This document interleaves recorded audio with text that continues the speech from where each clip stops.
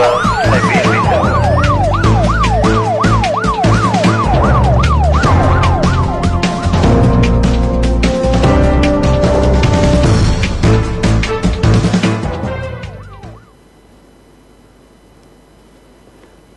sore Mitra Tia TV, apa kabar? Anda serang sekali, saya Seno Herpram hadir dalam Prajurit hari Sabtu tanggal 7 Maret 2015. Waktu kita 1 jam di Prajurit ini dan kali ini kita bersama Kepala Bagian Operasi Kepolisian Resort Sukoharjo, Kabak Op Polres Sukoharjo.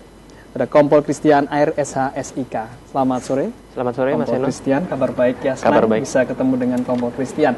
Dan Mitra Tia TV, saat ini kita akan membahas tentang yang saat ini barangkali sebagian masyarakat ikut resah dengan kabar-kabar tentang begal yang merajalela. Ya. Tapi entah apakah memang di sekitar Solo ini itu sudah terjadi pembegalan atau ada kasus begal termasuk yang di Sukoharjo. Kita nanti akan coba bertanya pula dengan Kompol Christian, tapi kita akan bahas lebih lanjut tentang bagaimana mengantisipasi geng motor dan juga begal motor ini. Dan kami undang Anda untuk bergabung seperti biasanya, nanti line phone-nya terbuka di 0271 857 555. Sekali lagi di 0271 857 555. Baik, Kompol Christian, saya ingin tahu terlebih dahulu nih, ingin kenalan lebih lanjut dulu ya. Ini Kompol Christian sudah berapa lama ini bertugas di Sukoharjo? Saya sudah hampir 1 bulan. Hampir 1 bulan, berarti baru ya, termasuk yang baru ya, sebagai Kabak Op Polres Sukoharjo ya. Benar. Bulan lalu barangkali. Ya, baru minggu. Tapi sudah cukup mengenal wilayah Sukoharjo. Ya, sudah. Sudah cukup mengenal. Kurang sebulan itu sudah cukup mengenal. Ya, betul. Nah, saat ini kita diresahkan dengan aksi-aksi begal, meskipun tidak di sekitar kita, tapi kalau dengar kabarnya kok seperti itu gitu ya, sampai-sampai ketakutannya itu sampai di masyarakat ada orang mungkin naik motor bawa senjata langsung, oh itu begal pasti gitu, terus akhirnya dimasa semacam itu ya, akhirnya terjadi kesalahpahaman. Nah, tapi ingin tahu dulu ini tentang begal.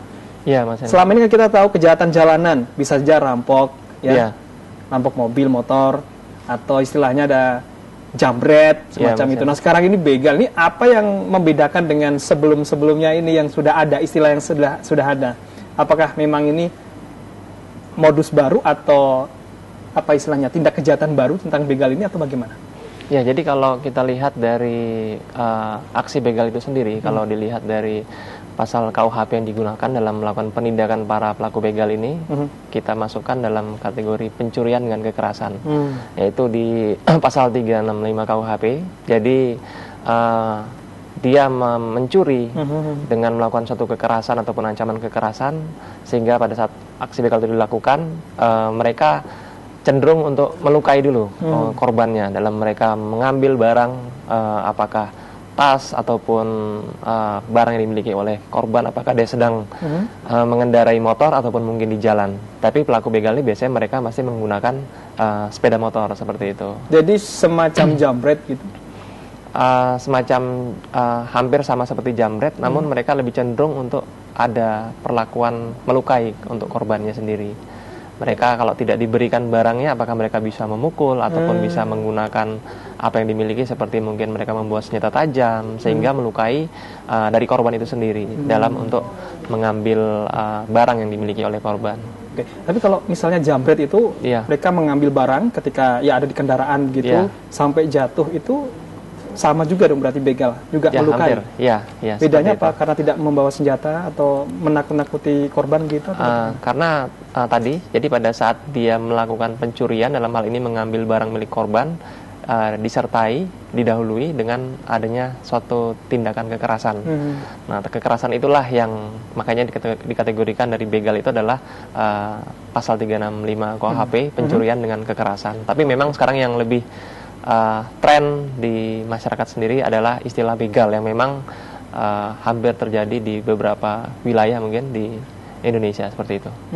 Jadi masuk di 365 ya? Ya, betul. Itu pencurian dengan kekerasan. Jadi mungkin hampir sama juga dengan ketika kita lihat jambret itu juga dengan kekerasan, berarti juga itu sama juga. Iya, karena kalau dia jambret hanya mengambil tapi tidak ada suatu akibat bagi korban mungkin tidak masuk, tapi kalau dia menjamret mengambil barang dengan melukai korban itu masuk dengan pencurian dan kekerasan. Cuma mungkin lebih familiar ataupun dengan trennya sekarang ini lebih dipakai adalah istilah begal itu sendiri. Ya, tapi kalau terjadi suatu begal tadi, pasal yang kita kenakan jelas ada suatu tindakan kekerasan kepada korban, itu akan dipakai adalah tadi pasal 365 KUHP. Lebih sangar gitu ya begal gitu. Ini dari masyarakat sendiri mungkin masyarakat, ya, bukan dari polisi. Ya. Dari masyarakat ya. Ya. Oke. Begal ya. Jadi kita akan bahas lebih lanjut tentang begal ini Mitra TA TV. Nah, di Sukoharjo bagaimana hingga saat ini kondisi terakhir, masih kondusif dan masih jauh atau jarang atau bahkan tidak ada aksi begal ini? Jadi dari data yang ada kami himpun di Bakops Polres Sukoharjo, jadi selama tahun 2013 dibandingkan 2014 itu untuk jumlah kejahatan 464, kemudian turun hampir 6% menjadi 437. Nah, kemudian di antara kejahatan tersebut walaupun memang ada curas, tapi belum sampai ada kejahatan di curas yang terjadi di jalanan.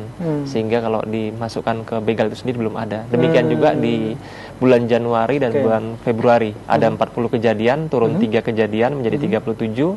Itu pun curas terjadi 1 kejadian, tapi belum ada masuk dalam kategori begal yang dimana pelakunya menggunakan kendaraan bermotor roda 2. Jadi curasnya ini di rumah begitu ya? Ya, seperti itu.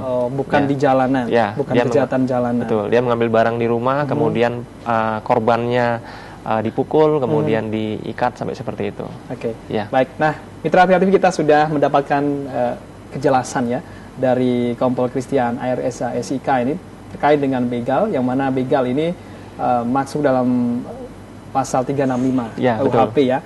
Di sini pencurian dengan kekerasan ya.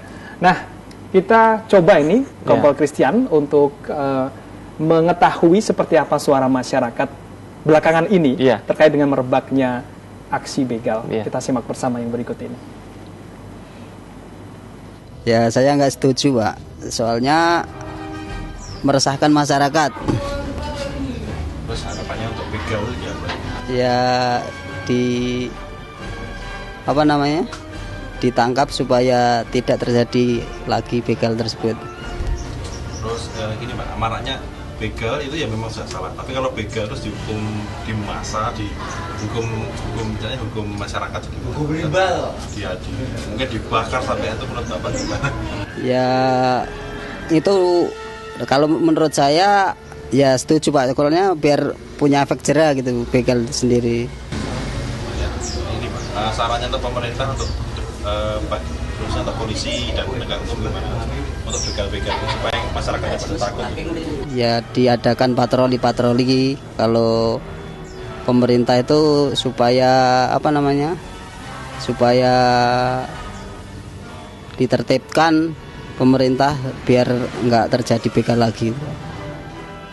Memang begal merupakan salah satu tindakan kriminal yang sangat meresahkan masyarakat, terutama bagi karyawan atau para masyarakat yang bekerja pada malam hari. Karena biasanya begal itu mencari tempat-tempat yang sepi, sehingga di situ perlu ada penjagaan yang khusus dari aparat keamanan setempat, mungkin dari aparat polsek, mungkin juga dari pihak-pihak kelurahan, untuk mendukung agar tidak terjadinya pembegalan lebih lanjut.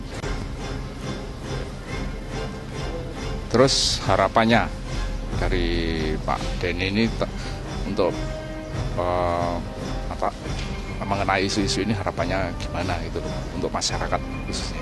Baik, untuk masyarakat khususnya Surakarta dan sekitarnya, kita harus bersinergi antara masyarakat, aparat pemerintah dan juga Muspida dan Muspika yang ada di daerah tersebut untuk lebih memperhatikan tempat-tempat yang biasanya rawan untuk nongkrong-nongkrong para pemuda, khususnya mereka yang biasanya suka-suka minuman keras. Nah, itu perlu diberantas juga karena biasanya penyakit masyarakat itu juga efeknya akan ke kriminal. Khususnya pembegalan-pembegalan itu juga merupakan efek daripada pekat masyarakat Solo gitu, Pak. Pendapat tentang Ibu mengenai isu ramenya maraknya begal saat-saat ini gitu loh. Oh ya, menurut saya untuk saat ini saya sendiri, saya pribadi merasa agak takut ya. Masalahnya sekarang kalau kita nggak naik motor, otomatis kan kita juga mata pencahariannya kurang ini ya, kurang apa? Kurang lebih banyak di jalan ya masalahnya. Jadi kalau untuk pendapat saya, masalah begal motor itu sangat-sangat meresahkan warga, terutama untuk wanita yang sedang bekerja dalam perjalanan pulang maupun berangkat. Terus harapannya Ibu untuk masalah isu saat ini yang ramai begal itu, harapan untuk kepada pemerintah atau aparat-aparat keamanan atau masyarakat gimana? Ya, untuk aparat keamanan mohon lebih dijaga untuk keamanannya, terutama pada saat pulang kerja dari pabrik itu paling tidak jam-jam pulang kerja itu lebih dijaga dan lebih diperketat untuk keamanannya di jalan. Harapan untuk pemerintah sendiri? Kalau harapan untuk pemerintah ke depan nanti lebih meningkatkan keamanan aja dan lebih memperketat untuk aparat keamanannya yang terutama yang di Solo. Ya, itu tadi suara masyarakat terkait dengan begal dan aksi begal ya.